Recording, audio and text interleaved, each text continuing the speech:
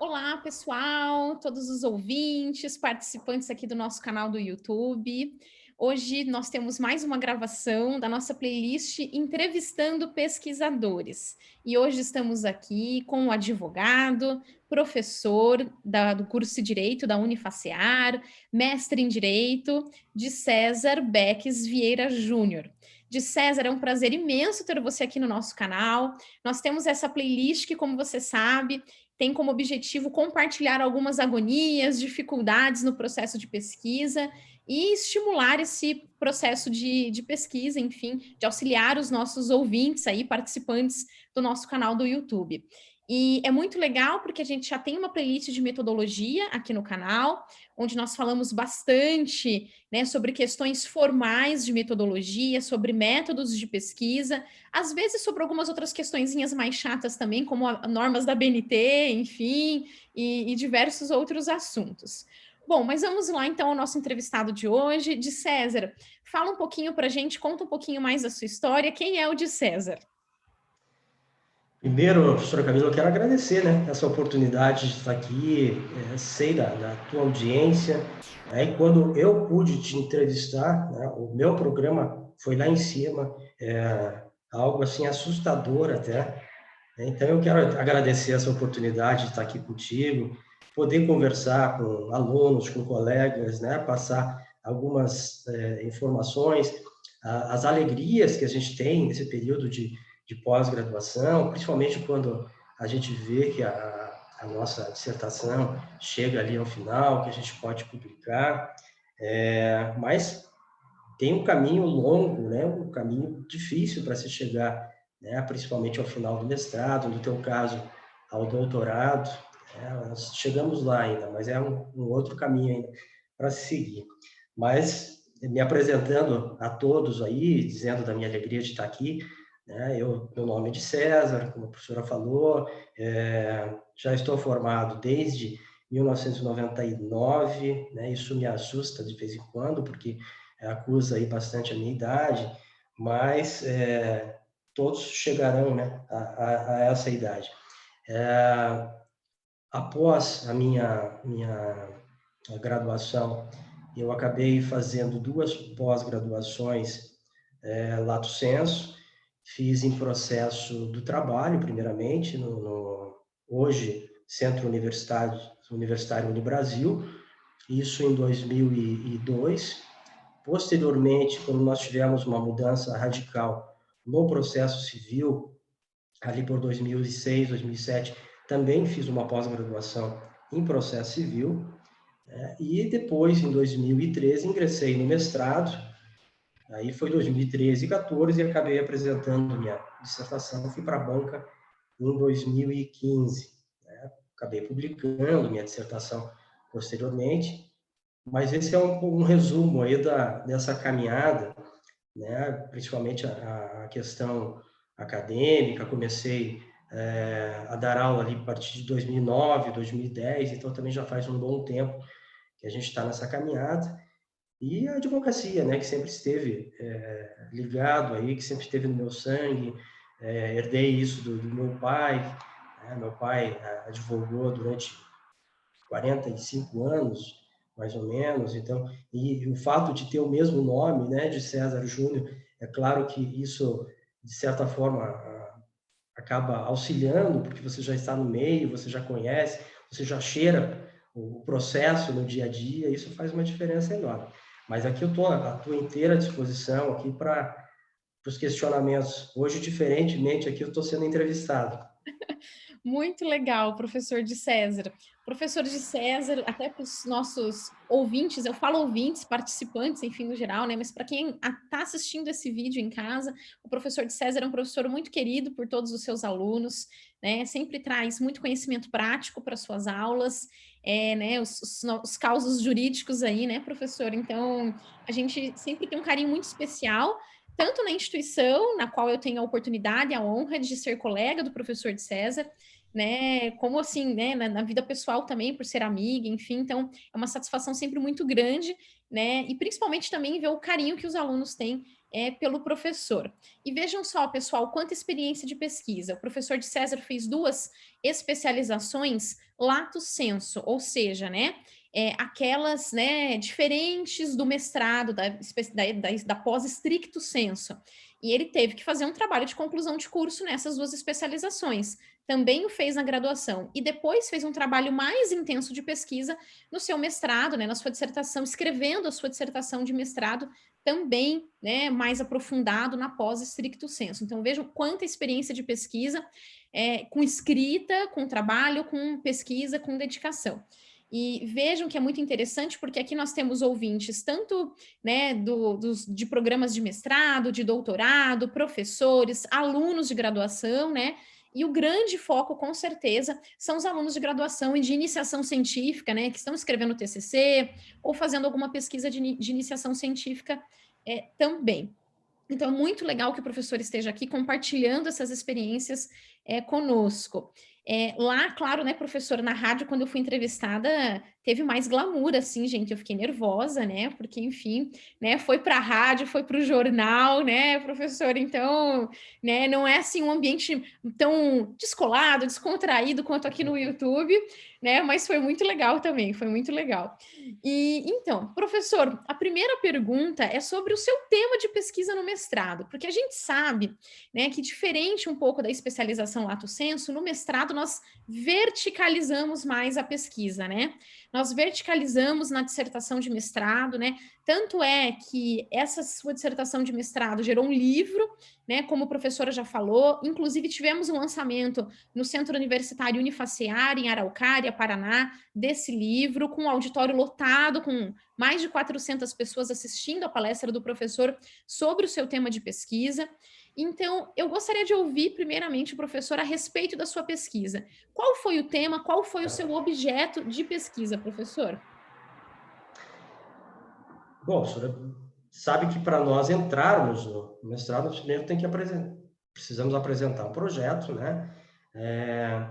E esse projeto, eu estava caminhando com ele no sentido de falar sobre assédio moral coletivo, que é um tema que eu acho bem instigante, bem estimulante.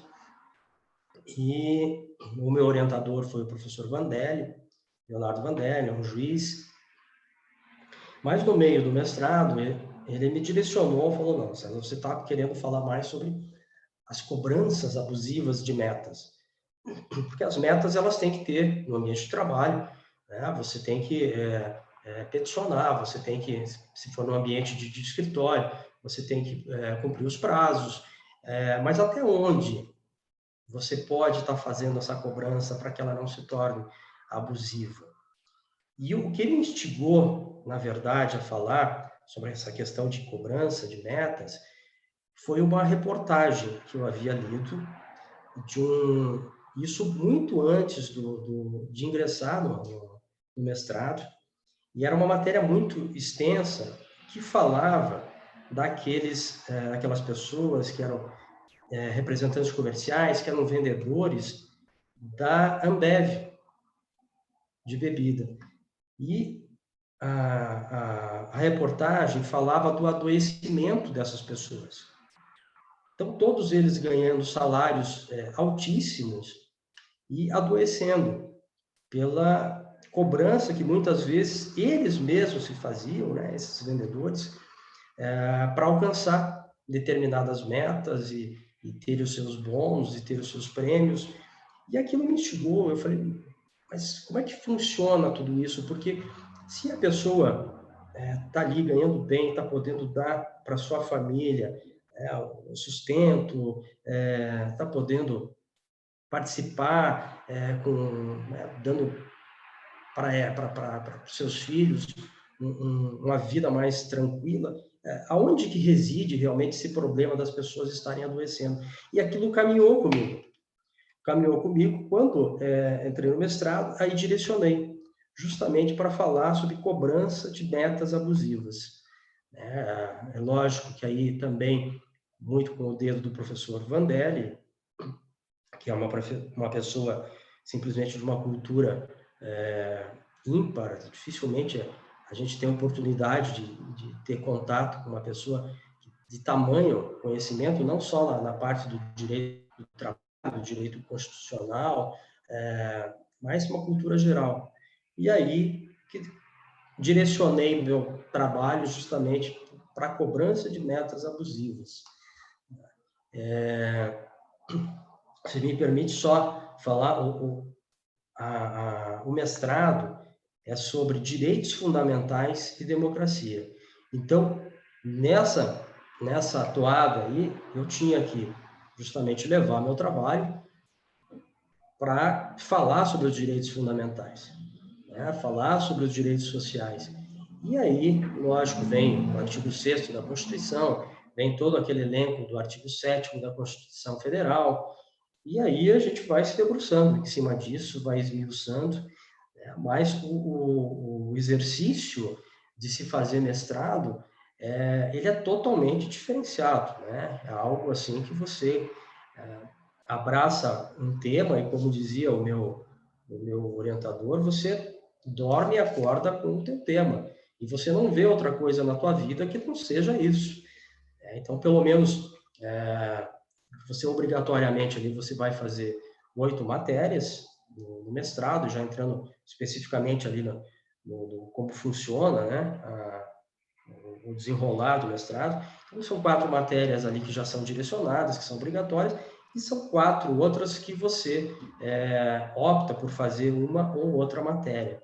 Em todas elas, você tem que apresentar um artigo ou ainda uma monografia, em todas, absolutamente todas, e ao final você tem que estar com a tua dissertação pronta ali, né? No meu caso, deu cerca de 190, um pouco menos de 200 laudas, né? Mas é um exercício diuturno, né? O aluno de mestrado, ele tem que se preparar psicologicamente, porque ele vai enfrentar algo realmente bastante penoso. Mas quando você chega ao final e vê o resultado daquilo por que você passou, né? No meu caso, publicar a minha obra, isso é muito, muito gratificante, né? Muito legal, professor de César. Veja que tema tão importante, né? E isso é muito bacana até para inspirar os nossos alunos a escolher o tema de TCC. Eu tenho um vídeo aqui no canal, professor de César, na playlist de metodologia, sobre a escolha do tema de TCC. E sabe que esse seu exemplo, até vou colocar isso para os alunos, para eles assistirem esse vídeo, é muito bacana, porque a sua escolha de um tema para uma pesquisa muito mais aprofundada partiu de uma realidade que, né, foi transmitida aí via jornal, via mídia, de uma realidade. Então, é muito bacana isso, porque não que a pesquisa teórica seja irrelevante, pelo contrário, né? Nós sabemos da importância da pesquisa teórica, mas aqui é muito legal porque você partiu da análise de um problema real mesmo da Sim. sociedade, de fato, porque muitas vezes, né, as pessoas veem a comunidade, vê os intelectuais, os pesquisadores e pensam, não, mas isso está tão distante da gente. E não, a pesquisa, a universidade serve muito também para atender a comunidade e nada, né? E para nada mais do que resolver os problemas, né, da sociedade de forma geral. Então veja que exemplo interessante de escolha de tema. A partir então de uma realidade transmitida pelo jornal, de um problema real do direito do trabalho, surgiu, né, identificou-se um campo para pesquisa e aprofundou-se essa pesquisa num tema tão interessante que é a cobrança de metas abusivas, né? A importância do orientador aqui também, né, que a gente vê na sua fala, desse direcionamento, e como a gente sempre brinca, né, a gente entra no mestrado, no doutorado, achando que vai pesquisar um tema, sai com outro totalmente diferente, o projeto é rabiscado, é modificado, porque também o tema pesquisa, e isso é importante a gente destacar aqui, eu sempre falo aqui no canal muito isso nas entrevistas, o tema de pesquisa, né, professor, ele é uma pesquisa que muitas vezes é construída junta, né, em conjunto, principalmente no mestrado, no doutorado. O seu professor tem uma linha de pesquisa, então você tem que agregar essa linha de pesquisa. Por isso que muitas vezes os nossos projetos são modificados, porque daí a gente realmente no coletivo, né, com as contribuições também, com os grupos de pesquisa, com os debates, a gente tem mais força para modificar o estado da arte, para avançar, para fazer esse progresso científico, né? Então é muito importante a gente destacar essas questões. Para quem está assistindo a gente tem vontade de fazer mestrado, né? É muito normal que isso aconteça, que seu projeto seja modificado. E não é simplesmente um capricho do orientador. Pelo contrário, né? Modificar o tema às vezes é bom, porque ele também sabe o que vai dar mais certo na pesquisa pela experiência, e também nesse sentido de você agregar o grupo de pesquisa, de você, né, contribuir para essa alavanca, para essa modificação do estado da arte, enfim. E é muito importante a gente ter ciência disso, que as nossas pesquisas elas vão contribuir para, né, para o entendimento, para se modificar esse estado da arte, para se avançar no progresso, né, científico. E é tão importante que a gente, né, tem vacina devido às pesquisas das universidades, né? Então, a pesquisa que se faz na universidade é muito importante, né? Em tempos tão difíceis que a gente vive, como os de hoje, por exemplo. Então, pesquisa é muito importante e no direito vale a pena frisarmos. A gente não fica só na parte teórica, em elucubrações filosófico-jurídicas. Pelo contrário, a gente coloca a mão na massa para resolver problemas reais. Está aqui um exemplo muito claro com a pesquisa do professor de César, que partiu, então, de uma realidade social. Bom, professor, além disso também aqui é o foco da nossa entrevista, da nossa playlist Entrevistando Pesquisadores. Nesse processo de pesquisa, para ajudar quem está em casa ouvindo a gente, qual foi a sua maior dificuldade ou as suas maiores dificuldades? Ou você já nasceu pronto para pesquisar? Como foi isso? Porque pode acontecer também, né? Tem a pessoa que tem aquele perfil, aquela facilidade que nasceu para isso, já vai brilhando, né? E, enfim, quais foram as suas dificuldades nesse processo? E, eventualmente, aqui eu já vou mesclar a minha terceira com quarta perguntas, né? Enfim, quais foram as soluções ou como você conseguiu contornar essas dificuldades, professor? Então, amiga Camila, o que acontece? O mestrado é algo assim surreal, a gente sabe disso, né? Quando eu ingressei no mestrado, a primeira ideia que eu tinha, eu sempre gostei de estudar, né? Bom, quem está no meio, seja o meio acadêmico, seja a advocacia, você não tem como sair dessa realidade, né? É o dia a dia, você vai ter que realmente enfrentar tudo isso, mas eu imaginava que fosse algo mais fácil de se lidar. Eu lembro do primeiro artigo que eu peguei, eram 40 laudas que eu tinha que ler e fazer os devidos fichamentos, né? E comecei a ver a dificuldade, a profundidade, porque, como mencionou, né, nós, por mais que a filosofia esteja toda arraigada ao mestrado, mas é uma filosofia que existe para se chegar justamente a uma definição de como agir. O início do meu livro, por exemplo, eu falo muito sobre a questão do ser humano trabalhador. Porque quando você fala de cobrança de metas abusivas, necessariamente você tem que entender a pessoa, que não existe ali tão somente uma maquinazinha que vai lá, trabalha, chega no final do dia, ele desliga a luz, vai para casa e esqueceu o que aconteceu. Não, ele vai levar muito dos seus problemas para sua esposa, para os seus filhos, e isso é uma realidade. Então, tive que mergulhar na questão da psicodinâmica do trabalho, tive que mergulhar na questão dos direitos fundamentais, para se chegar daí justamente na parte objetiva. E aí fiz todo um trabalho de pesquisa dos bancários, que o que se mais se acha em termos de pesquisa de cobranças abusivas é relacionado aos bancários, que sofrem muito.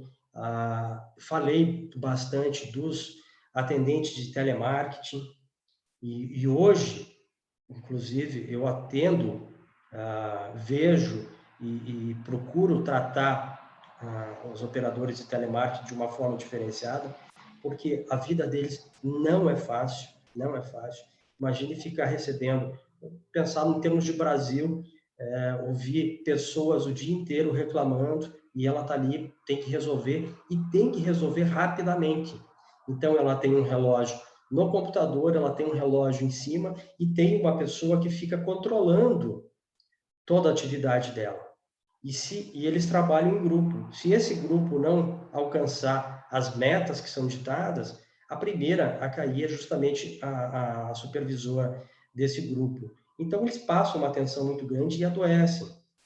E falei também dos cores de cana, uma vida muito difícil, muito difícil, trabalhando horas e horas debaixo de sol o tempo todo, adoecem, e existe no meio deles aí um problema muito sério, que a droga chega muito fácil e muito rápido, até para que eles possam aguentar o ritmo que é muito puxado. Então, você faz todo um estudo aí do ser humano, né, do ser humano trabalhador, para você chegar numa definição. E aí eu concluí meu trabalho justamente com decisões dos tribunais por todo o Brasil. Então, foi um trabalho assim que envolveu a parte também filosófica, que não pode faltar, até você chegar na parte objetiva, que o advogado tem loucura, né, para chegar justamente naquilo que é o desfecho, né? Então, às vezes, isso até chega a dar agonia.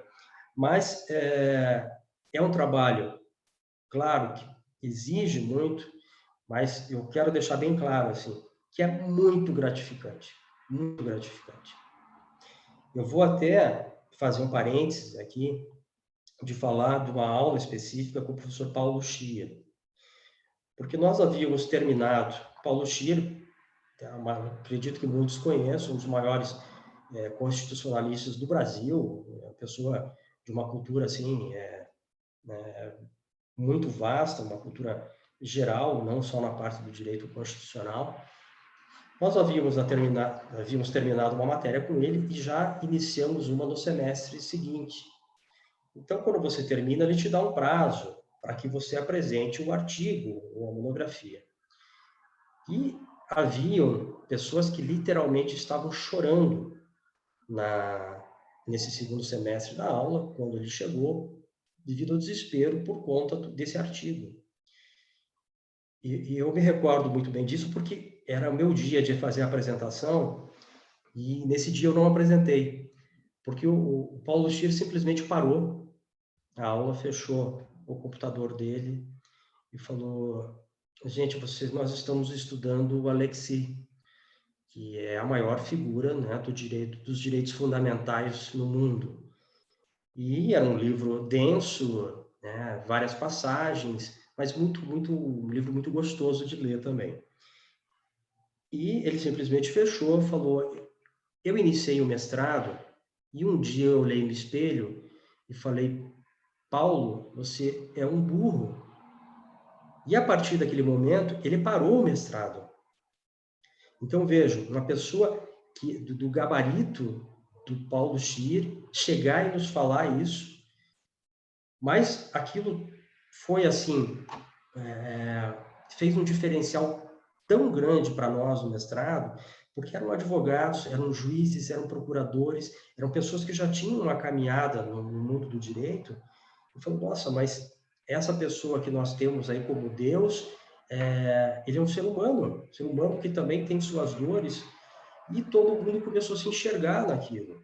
E então foi algo assim muito interessante, porque daí mais pessoas começaram a chorar dentro dessa aula. Foram 2 horas que ele começou a falar sobre isso. E aí mencionou, ele falou: gente, o livro do Alexis faz pelo menos 8 anos que eu estudo o Alexis. Então, para poder passar isso para vocês, eu realmente entendo a dificuldade de vocês. E daí nós começamos a ver que nós éramos ali sujeitos que poderíamos também ter problemas, que poderíamos chorar, que poderíamos ter os seus percalços ali no meio do mestrado, mas que todos nós iríamos vencer. E foi o que aconteceu. Todos tiveram suas dificuldades, mas a superação foi tudo maior que isso. E quando você chega ao final, que você apresenta, né, a tua dissertação, isso é algo maravilhoso, não tem explicação. A minha mãe sempre me cobrou por querer fazer coisas diferenciadas, né? Presidência da OAB, mestrado, mas filho, para que você faz isso? Mãe sempre nos tratando como se tivesse 5 anos, né? por mais da minha idade, assim, um pouquinho mais que essa aí, eu falei, mãe, se você não tiver um objetivo na tua vida, ela fica sem sentido. Não é só trabalhar para ganhar dinheiro, a gente precisa também do dinheiro, né? É evidente, mas são essas coisas que fazem a vida muito mais feliz, muito mais alegre, mas você passa por um período muito difícil, muito difícil. O nosso diretor-geral do Unifaciar, ele chegou para mim, sabendo da minha vida, ligado à OAB, ligado à política, escritório, faculdade, falou de César, muitas vezes na vida você tem que dar 1, 2 passos para trás para poder dar um salto. Isso me marcou muito. Inclusive, no lançamento do meu livro, ele chegou, né, na apresentação, ele falou de César, não sei se você vai lembrar disso, mas é algo que eu vou lembrar para a vida toda. E realmente é um período difícil, mas que ele tem solução, né? A solução é o estudo, é a superação, e vai chegar um momento que você termina tudo isso, você olha para trás e fala, meu Deus, como é que eu passei por tudo isso? Mas é muito gratificante, muito. Muito legal, professor de César. É até emocionante ouvir o professor falando sobre isso. Concordo com o professor, né, Murilo, nosso diretor, né, que reitor, né, magnífico reitor do centro universitário. E realmente, às vezes é necessário a gente dar um passo para trás, né, para depois ter outras conquistas, enfim. E esse esforço realmente vale a pena. As horas sem sono, as horas longe da família, toda essa dificuldade nesse processo de pesquisa. Eu tenho o livro do Alexia aqui atrás, né? Ele realmente é um livro muito difícil, também tive que estudar e, poxa vida, às vezes da gente chorar mesmo. Quem nunca chorou no processo de mestrado, de doutorado, né? É normal. E por isso que é tão importante a gente ter essas redes de apoio, né? O objetivo aqui do canal é esse também, é trazer também um pouco de paz, de segurança para quem nos ouve também.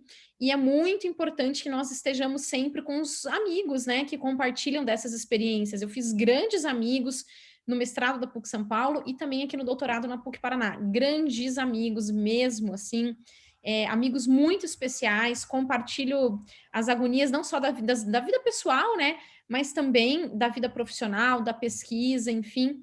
E é isso, né? Quando a gente pesquisa junto ou a gente compartilha essas dores da pesquisa, o processo acaba se tornando mais fácil realmente. E é muito gratificante, né?